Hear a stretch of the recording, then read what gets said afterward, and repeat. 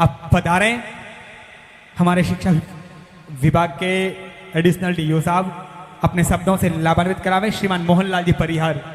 सबको मेरा नमन प्रणाम वंदन अर्पण तर्पण। श्रोता बहुत कम ही रहे हैं, लेकिन वास्तव में जो रहे हैं वही श्रोता है, जो श्रोता नहीं थे वो जा चुके हैं। शिक्षा मधुर सहकार करती सर्वथा कटुनिम्ब को, शिक्षा मधुर सहकार करती सर्वथा कटुनिम्ब को, शिक्षा ग्रहण करती कलों से शब्द को प्रतिबिंब को, और शिक्षा सहज ही डालती जड़ों में चैतन्य है, हीरा बनाती कोयलों को।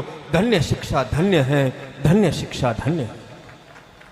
शिक्षा की देवी मां शारदे को नमन, नमन उस महामना को जिसने हमें अधिकार दिए।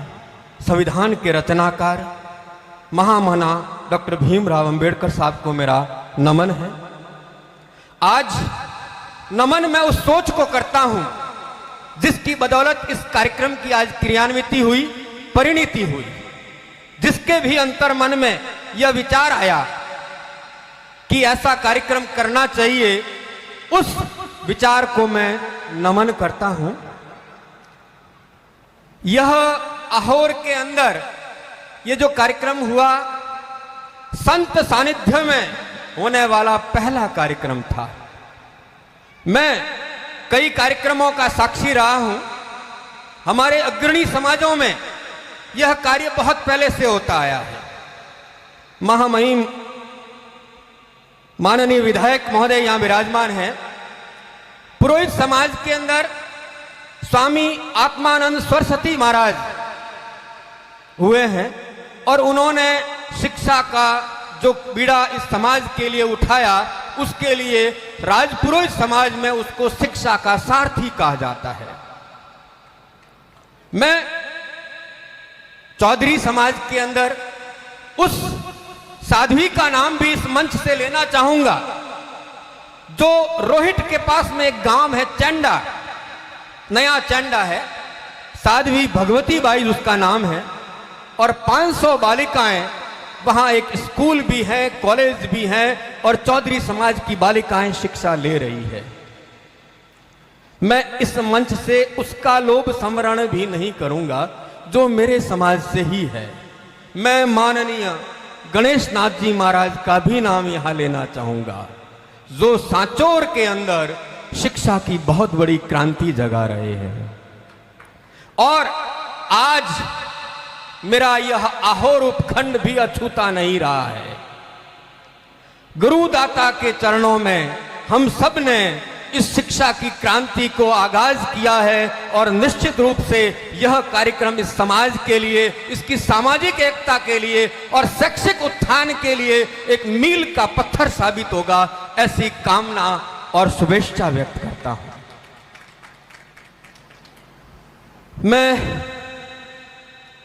काफी कार्यक्रमों में शामिल हुआ, काफी वक्ताओं को यहां मैंने सुना भी, और एक जो बात कही गई वो इस मोबाइल के दुरुपयोग के बारे में बात कही गई।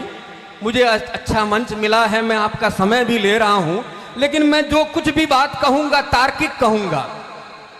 हाल ही में चाइना के अंदर वॉक्सिसंस मेडिसिन यूनिवर्सिटी है, वहां पर एक शोध प्रकाशित किया। मेडिकल के 6000 स्टूडेंट पर एक शोध किया गया और उस शोध में यह पाया गया कि वहां के 34% बच्चे एक महीने में 210 घंटे मोबाइल स्क्रीन पर अपना टाइम व्यतीत कर रहे हैं। यह एक शोध है, उसका डिसर्टेशन है और प्रकाशित हुआ है और उसमें यह लिखा हुआ है। और उसमें से भी 30 घंटे वो वीडियो गेम्स खेलने में व्यतीत कर रहे हैं। आज से 2 दशक पहले हम जो दोष दे रहे थे वो टीवी को दे रहे थे कि हमारी संस्कृति का नाश करने वाली यह टीवी कहां से आ गई जिसने हमारे बच्चों को खराब कर लिया। और आज अगर कहा जाए तो इस मोबाइल का अनियंत्रित, असंयमित और अमर्यादित उपयोग अपने अगर जारी रखा तो आने वाली पीढ़ी के लिए हमारे पास में कोई जवाब नहीं होगा।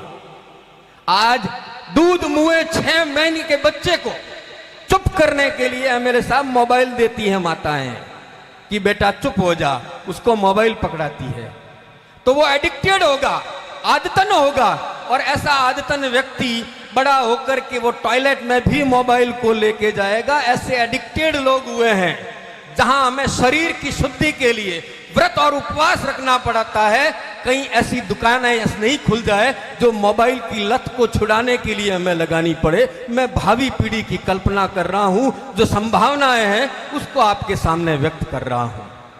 तो किसी भी चीज का अमर्यादित, असंतुलित और अनियंत्रित उपयोग हमें बंद करना होगा।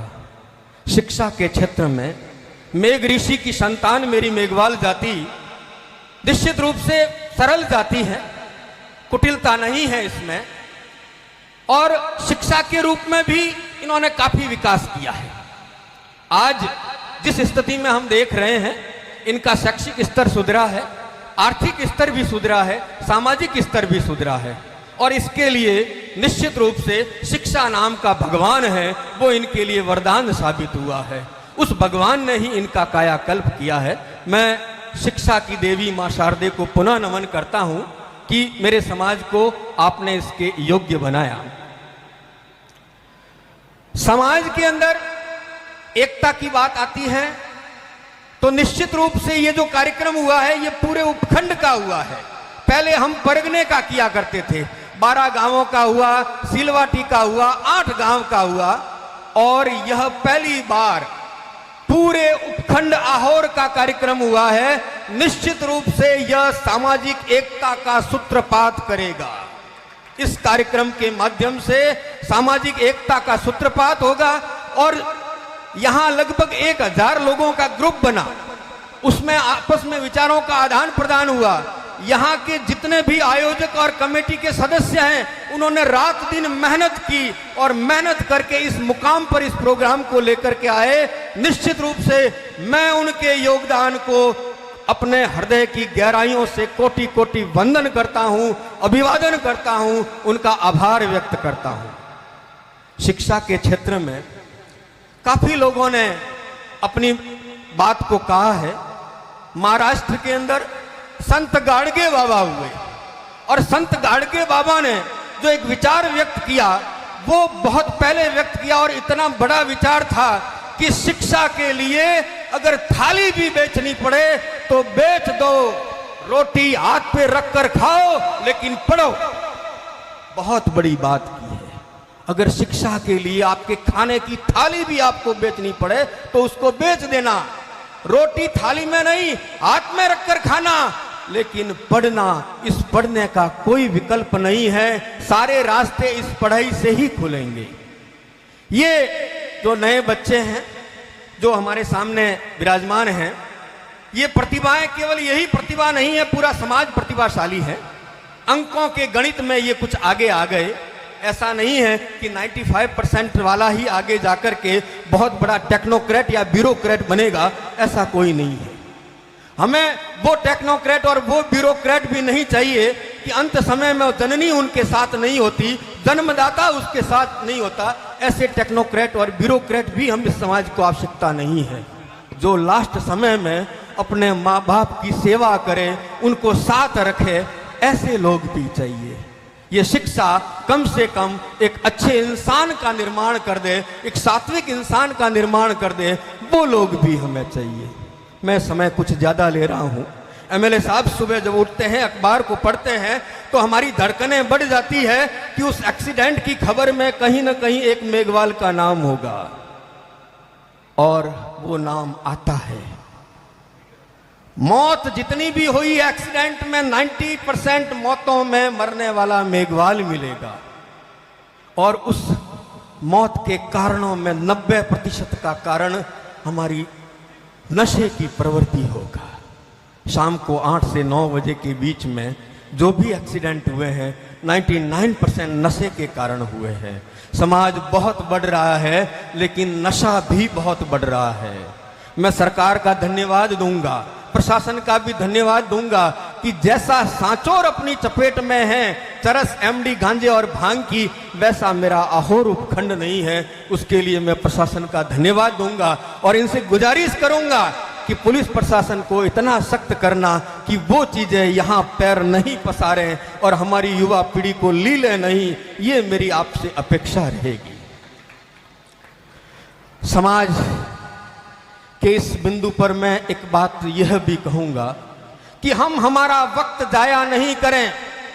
अयम निज परोवेती गणनाम लघु चेत साम, ये मेरा है, ये तुम्हारा है, पराया है, ये गणना करने में हम हमारा अमूल्य समय व्यतीत नहीं करें। अगर आपने सुना है तो एक बहुत बड़े विद्वान हैं स्वामी ज्ञानवत्सल, उन्होंने कहा है you discuss people you are cheap mind. अगर आप लोगों की बात करते हैं तो आप घटिया दिमाग है। You discuss events you are an average mind. अगर आप घटनाओं की बात करते हैं तो आपका औसत दिमाग है। और if you discuss ideas you are great man. अगर विचारों की बात करते हैं